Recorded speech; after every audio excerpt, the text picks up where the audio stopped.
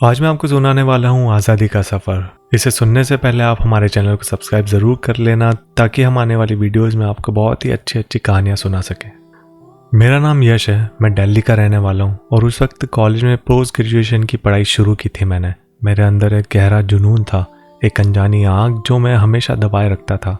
मैं अपनी फीलिंग को छुपाने में माहिर था, पर किसी के करीब आने की तीव्र चाहत थी। ये बात 2019 की है। मेरी क्लास में अर्चना नाम की एक लड़की थी। वो बहुत ही आकर्षक थी। वो थिएटर भी करती थी, जिससे उसकी शख्सियत में एक अलग ही बेबाकी थी। उसकी हर अदा में एक गहरा राज छुपा रहता था। मैं अक्सर अपनी कार से कॉलेज जाता था और वो भी अपनी कार से आती थी। हमारा कॉलेज कनॉट पैलेस के तेज और शोर शराबे वाले माहौल में था। एक दिन क्लास में फ्रेंच कल्चर पर बात हो रही थी। मैं थोड़ी हिम्मत करके मजाक में कहा कि सर, फ्रेंच किस भी तो फेमस है। ये बात हंसी मजाक में तब गई, पर शायद अर्चना के दिमाग में घर कर गई।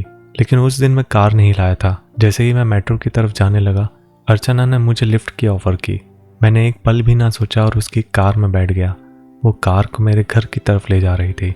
जब मेरा स्टॉप आने वाला था तो मैंने वही फ्रेंच किस वाला टॉपिक फिर से शुरू कर दिया। वो मुस्कुराई, पर उसकी मुस्कान में एक शरारत थी। वो बोली, तो तुम इस करीबी के बारे में क्या क्या जानते हो?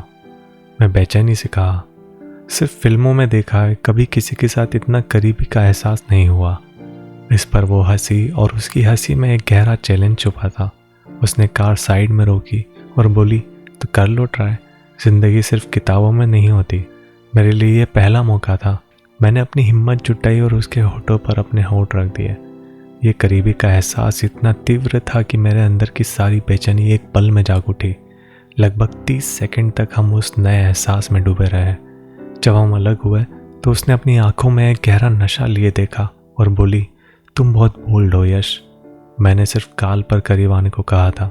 मैं सिर्फ हंसने लगा और उस वक्त मेरे अंदर एक ऐसी आग जल चुकी थी जिसे मैं अब बुझा नहीं सकता था।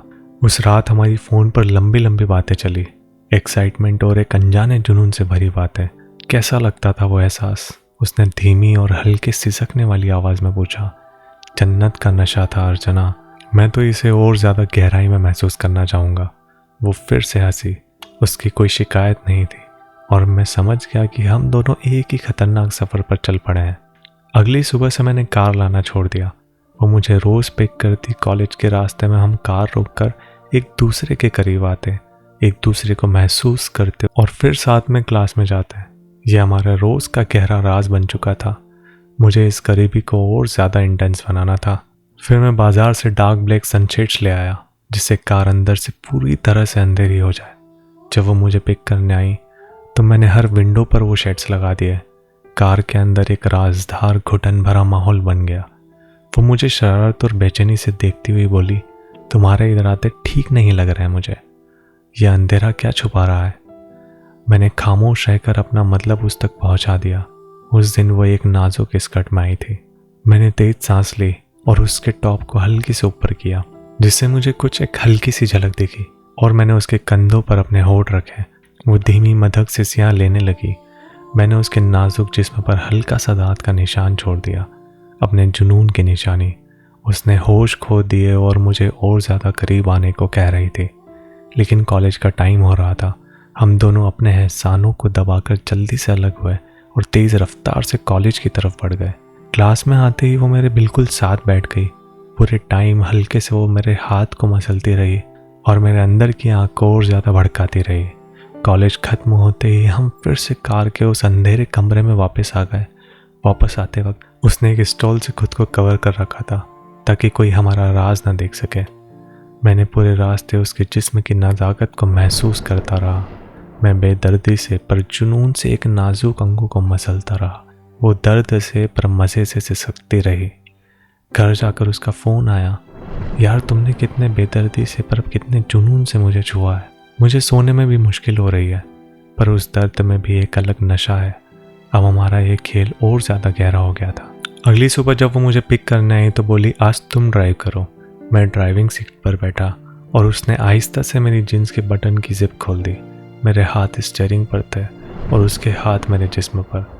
उसने मेरे कपड़ों के अंदर हाथ डाल के मेरे अंदर के जुनून को आज़ाद कर दिया। ये पहला मौका था जब किसी लड़की ने मेरे जुनून को हाथ में ले लिया था। उसने धीरे से मेरे जुनून को चूमा और अपनी जुबान से उसकी गर्मी को महसूस किया। दोस्तों, मेरा कंसंट्रेशन स्टीयरिंग से हट चुका था। उसकी ये दीवानगी मेरे लिए एक अलग ही एहसास था। मैं ज़्यादा देर तक रुक ही नहीं पाया। तभी कॉलेज का मोड़ आ गया। मैंने जल्दी से उसे रोक कर खेल को वहीं दबा दिया। वो आंखों में एक प्यास और गुस्सा लिए मुझे घूर रही थी। उसके भाव थे कि मैंने इतनी जल्दी से उसे क्यों रोक लिया। उसने पूरा दिन कॉलेज में मुझसे बदला लिया, हल्के हल्के से, पर हमेशा मेरे ऐसे करीब रहकर मेरे अंदर का जुनून को तड़पाती रही। वापसी में जब वो ड्राइव कर रही थी तो मैंने भी अपना बदला लेना शुरू किया। मैं अपनी उंगलियों से उसके नाजुक एहसासों को छीनना शुरू कर दिया। वो दर्द और मजे की कामिक सिस्कारियां लेने लगी। उसे ड्राइविंग भी मुश्किल से हो रही थी। उसकी सांसें तेज हो गई और कार उसके कंट्रोल से बाहर होने लगी। उसने कार को साइड में रोकी और उसकी आंखों में बेचैनी और प्यास थी। उसने मेरा चेहरा अपने हाथ में लिया और जोर से मेरे होठ पर काट लिया। मैं अपने हाथ उसके जिस्म पर ले गया और उसके गहरे एहसानों को अपनी जुबान से महसूस किया। उसकी धड़कन रुक चुकी थी और वो एक अनजाने सुकून में चली गई। वो पल उसके लिए एक आखिरी आज़ादी था। जब वो शांत हुई तो हमने अपने अपने कपड़े ठीक किए और वो मुझे ड्रॉप करके चली गई। हमारी ये दीवानगी दिन पे दिन बढ़ती जा रही थी। कॉलेज के विंटर हॉलीडे शुरू होने वाले थे। ये कॉलेज का आखिरी दिन था और जल्दी छुट्टी हो गई। हम दोनों सबकी नज़रों से बचकर कार में चले गए। उसने कार को नेताजी सुभाष पैलेस की पार्किंग में लगा दिया। मैं गार्ड को कुछ पैसे देकर वहाँ का माहौल शांत कर दिया। अब हम कार के उस अंधेरे कमरे में अकेले थे। मैं बेलगाम होकर उसके करीब आने लगा। मैंने उसे ऊपर से पूरी तरह आज़ाद कर दिया।